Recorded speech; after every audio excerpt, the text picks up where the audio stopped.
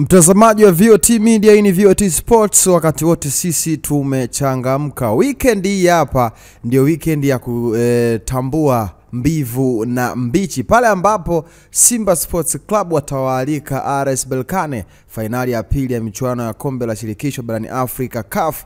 Mchezo wa kwanza ikumbuko kwamba Simba alipoteza kwa kufungwa magoli 2-0 akiwa ugenini pale katika dimba la Municipal ya Berkane huko nchini Morocco. Sasa hii ni uchanganuzi wa mabao ya Simba na Berkane kuanzia hatua ya awali michuano ya kombe la shirikisho barani Afrika. Tukianza na upande wa Simba, yeye kabla ya kukutana na Berkane alifunga jumla magoli 14. Katika magoli hayo goli moja ilikuwa ni la mikwaju wa penalty, goli moja lingine ambalo ndo goli la pili ilikuwa ni kwa mkwaju wa kutenga, free kick, mpira wa kutenga.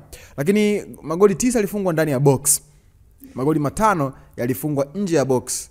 Magoli 3 yakiwa ni ya kichwa. Kwa upande wa RS Berkane wao wana magoli 34, mkwaju wa penalty ni goli moja, free kick hawajafunga kabisa, ndani ya box magoli 23, nje ya box ni magoli 4, huku goli la kichwa wakifunga magoli 6. Jumla hapo unapata idadi ya magoli 34. Hii ni kuonesha ni kwa jinsi gani ambavyo hii timu ni hatari sana linapokuja swala zima la kushambulia ndani ya boxi. Utabiri wako ni upi? Neno kwenye comment hapo chini, itakuwa swadakta sana. Mimi ndo Comic Cliff, msema chochote.